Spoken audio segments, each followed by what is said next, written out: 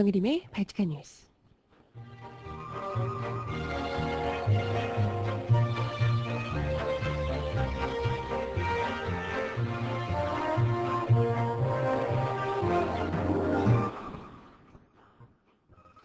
여러분 안녕하세요. 목요일 아침 발칙한 뉴스 정혜림입니다. 대선이 끝난 지 일주일여가 지났는데요. 일주일 동안 이렇게까지 그 일주일이 길게 느껴졌던 적은 처음인 것 같습니다. 어쩜 매일매일 하루가 다르게 또 누군가가 어젯밤에 돌아가셨다더라. 또 누군가가 또 돌아가셨다더라. 이런 소식들을 연달아서 듣고 있는 요즘이라서요. 날짜 가는 게 무섭고 매일 밤이 또 어디선가 스스로 생을 포기하려고 하시는 분들이 계시지 않을까 걱정이 많이 됩니다. 어제 저녁에는요, 노동계 시민사회가 함께 대한문 앞에서 추모제를 열었다고 하네요.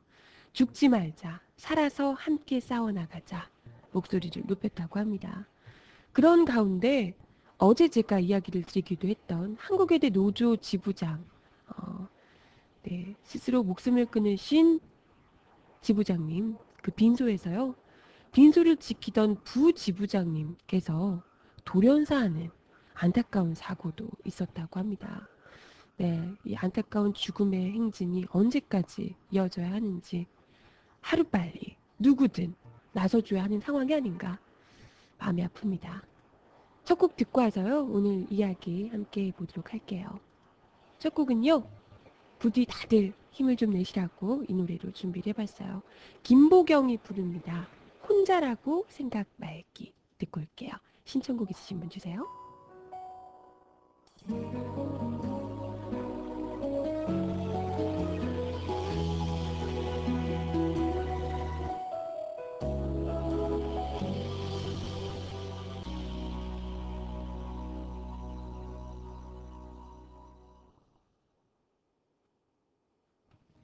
네. 참 힘 좀 내길 바라는 마음에서 혼자라고 생각 말기를 들려드렸는데 그래도 마음이 너무 우울해요. 여러분도 그러세요? 일주일밖에 안 지난 거예요. 일주일밖에 안 지났는데 어떻게 이렇게 많은 분들이 그 사이에 일주일 동안 스스로 목숨을 끊으실 수가 있을까?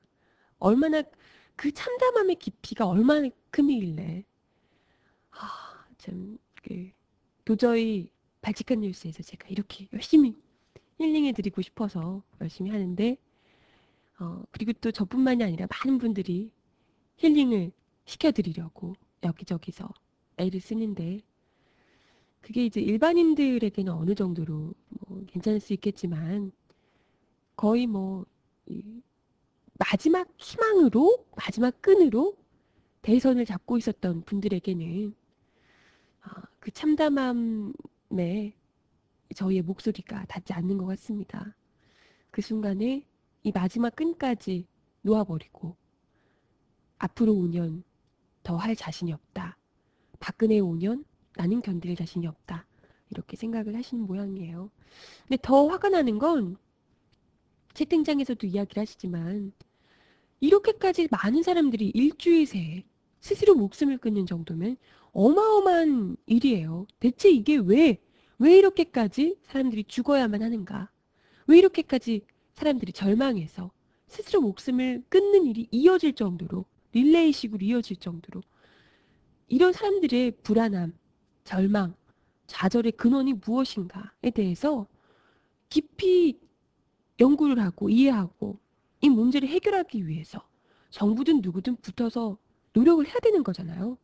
그런데 무슨 공중파 언론들에서 나옵니까? 이렇게 많은 사람들이 죽었는데도요. 전혀 관심도 없어요. 박근혜 당선자가 이걸 인선을 어떻게 할지, 인수위를 어떻게 꾸밀지 이걸로만 정책을 어떻게 할지 물론 그런 거 중요합니다. 하지만 이렇게까지 사람들이 죽어나가고 있는데 노동계 현실에 대해서 극에 몰려있는 노동계 현실에 대해서 왜 아무도 어떤 언론도 관심을 가지고 있지 않냐는 말입니다. 지금 매일 아침 누가 죽었다 이렇게 이야기를 하고 있는 제 마음도 첫 소식으로 계속해서 발칙한 뉴스가 이래요. 이야기를 드릴 때마다 너무 마음이 아프고 소식들이 다 한 분 한 분 이야기를 들어보면 다 정말 평범한 누군가의 아버지고 토끼 같은 애기들이 있고 이런 분들이에요. 이런 분들이 얼마나 정말 지난 세월 동안 노조활동 뭐 이런 것들 하시면서 얼마나 그 누구보다도 열심히 생을 살아오셨던 분들인데요. 그런 분들을 자신의 가족까지 손을 다 놓고 애기들 얼굴 어른어른 하셨을 텐데 그것까지도 다 놓고 그렇게 떠나시도록 등 떠밀었나. 그게 너무너무 마음이 아팠습니다. 그래서 참 너무 화가 나고 이렇게 뒷짐지고만 서 있는 사측이며 사측은 뭐 아예 그냥 죽으라고 내모는 거고요. 정부에서는 아예 모른 척 방관하고 무심하게 있는 거죠. 그러든가 말든가 신경을 안 쓰는 거예요. 네. 원래도 그럴 줄 알았지만 아무리 그래도 새로 이번에 당선이 되신 거잖아요. 박근혜 당선자 같은 경우에는. 당선이 되자마자 일주일 동안 이렇게 많은 사람이 죽어나갔다면 최소한의 예의로라도 한마디 언급이라도 해줄 수 있을 법한데 뭐 모르시는 건지 뭐 언론들에서 얘기를 안 하니까 모르시는 건지 설마 모르시는 건지 아니면 들어도 그릇 몇 개쯤 깨지는 것쯤이야 라고 정말 생각을 하시는 건지 모르겠습니다. 그런 가운데 참 너무 열받는 이야기가 또 들려왔습니다. 한진중공업 이번 그 박근혜 당선자가 당선이 되고 나서 바로 이틀 후에 첫 번째 사망 소식이 들려왔던 바로 그곳입니다. 한진중공업 이 최강서 열사와 관련해서 회사 측에서 사태 해결을 요구하는 노조의 교섭하자고 요청하는 것을 공식적으로 거부했다고 합니다. 그러니까 회사 측에서는요. 개인적인 사안일 뿐이다 라고 일축했다고 하네요.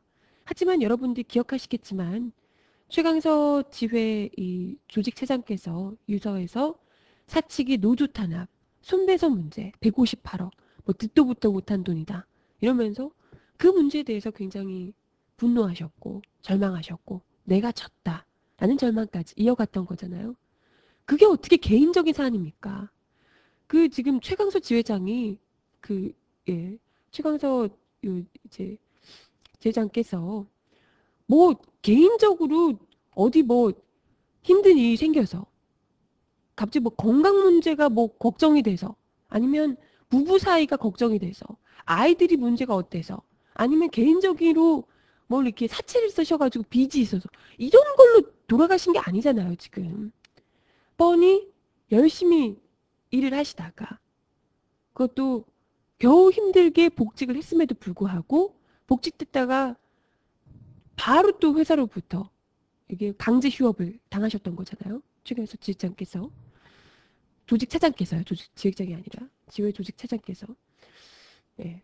그 끝에 뭐 생활고에 결국은 시달리시다가 거기다가 노조 측에 회사가 때려댄 158억이라는 손배소 때문에 그것에 못 이겨서 스스로 목숨을 끊는 일까지 발생을 했던 겁니다. 158억이 대체 뭐 어디 일반 노동자들은요 평생을 일해도 1억 모으기 힘듭니다. 그런 사람들한테 158억이요. 그렇게 이건 158억 이렇게 하는 거는요. 어디 한번 죽어보라는 거예요. 너 죽던지 아니면 무릎 꿇던지. 무릎 꿇어도 안 되는 거예요. 지금 158억 이런 거면. 아예 그냥 씨를 말려버리겠다. 내 말을 안 들으면 사측이 반응하면 누구는 다 이 꼴 보게 해주겠다. 라는 일종의 이제 보복이죠. 보복. 노조 측 향한. 근데 중요한 건요. 여러분들 다들 익숙하잖아요. 이런 게 익숙하다는 거예요. 어디건. 쌍용차도 그렇고요. 쌍용차 지금 조합원 24분 이렇게 돌아가시는 것도 비슷한 문제들이 다 있는 거거든요. 회사 측에 어떻게든 돌아가기 위해서 해고는 살인이다를 외치면서 그렇게 수년간 싸우고 옥새 파업도 하고 그러시지만 당장 언론에 관심이 집중되고 사람들이 모여있을 때는 오케이 그러면 좋게 합의합시다 라고 해놓고 뒤만 딱 돌면 바로 뭐 벌금 때려대고 몇십억 몇백억씩 때려대고 다른데 취직도 못하게 하고 복직을 시켰다가 금방 잘라버리고 이런 식으로 사람을 그냥 피를 말려버리는 거죠.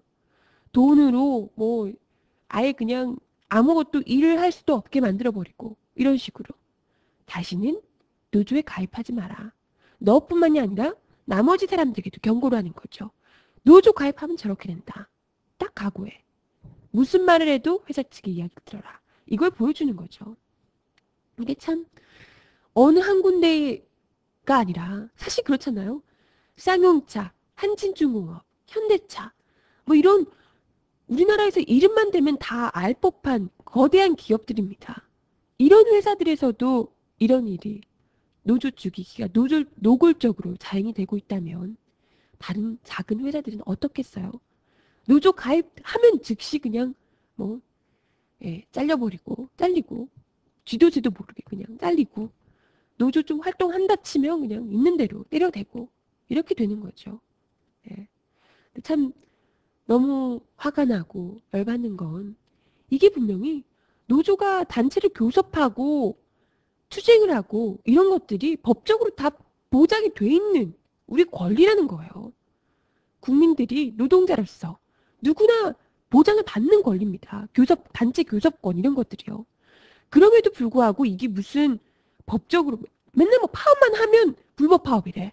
뭐 불법이라면서 돈 때려대고 있는 대로 돈도 있는 것들이 많은 것들이 그런 식으로 노조를 그리고 거기다가 용역들 공권력까지 동원해서 말살 정책을 펴는 거죠.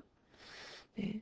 그러다 보니 정말 사면 초가에 내몰린 노동자들께서 거의 뭐 금전적으로든 앞으로의 희망 자체를 보기가 어려워서 그래서 이 정말 해고는 살인이다라고 했지만 지금 이명박 정부 5년 동안 벌어졌던 이 모든 노동 탄압들은 명백히 노동자들을 죽음으로 내몬 그런 정책, 살인 정책이었다라고밖에 볼 수가 없습니다.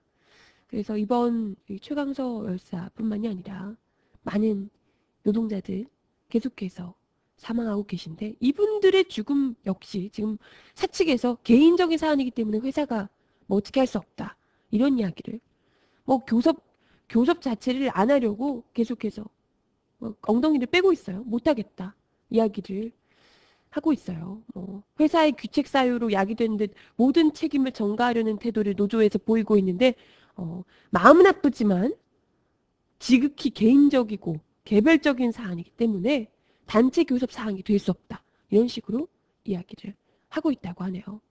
그래서 뭐 유가족에게 도움될 수 있는 방안 마련을 위한 협의는 할 수 있지만 뭐 이렇게 교섭 자체를 하긴 어렵다라고 이야기를 하고 있다고 합니다. 아예 자기들이 그런 거죠. 그러니까 지금 단체 교섭을 하자 이야기는요.